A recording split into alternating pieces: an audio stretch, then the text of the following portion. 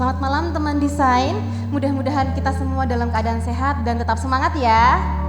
Nah, perkenalkan nama saya adalah Sekar Kinanti dan malam ini saya akan memandu acara Bincang Ragam Desain episode kelima yang disiarkan langsung dari Gedung Cagar Budaya, Bank Mandiri, Kota Lama, Semarang. Acara malam ini dipersembahkan khusus oleh Kementerian Pariwisata dan Ekonomi Kreatif Republik Indonesia.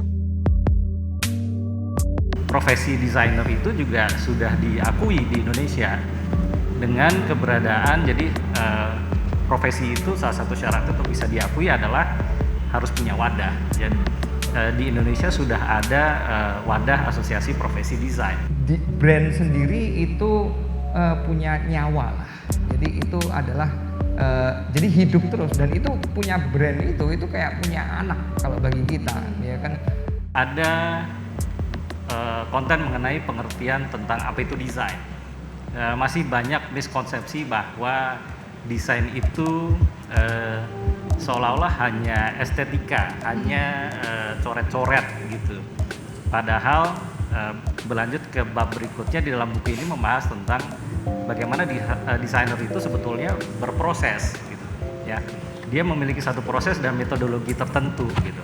Ini juga ada sedikit perbedaan ya dengan layanan jasa lainnya, di mana data yang diberikan bukan hanya terbatas pada data untuk gambar ya, atau strategi tertentu atau kalimat tertentu, tapi seorang desainer juga melihat ya apa sih dampak ya dari permasalahan yang dihadapi ya, baik dari kliennya maupun publiknya ya. Inilah yang disebut dengan empati ya. Desainer tuh melakukan empati sehingga dengan kreativitasnya dia dapat mengembangkan ya gagasan-gagasan yang nantinya memberi nilai dari hasil akhir desain yang dihasilkan.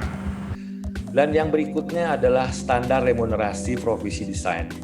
Nah, dengan di buku yang ketiga tentu saja juga kami berharap bisa mengapresiasi profesi desain di Indonesia. Karena sudah barang tentu ketika kita mengapresiasi profesinya, maka profesinya akan terus berkembang.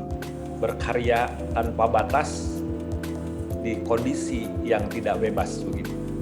Oleh karena itu, pemerintah dalam hal ini Kemenparekraf akan terus-menerus mendampingi, kemudian memfasilitasi teman-teman para desainer untuk terus berkembang dan bisa menjadikan desain Indonesia ini menjadi tuan rumah di negara sendiri.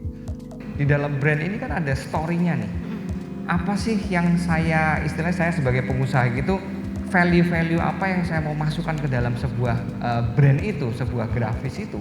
Ternyata memang yang membedakan antara desainer yang kita temui di lapangan yang bagus, memang mereka mengaplikasikan tadi yang Mas Adi sebutkan dan juga Mas Noel sebutkan juga gitu loh. Memang mereka mengaplikasikan hal-hal seperti itu.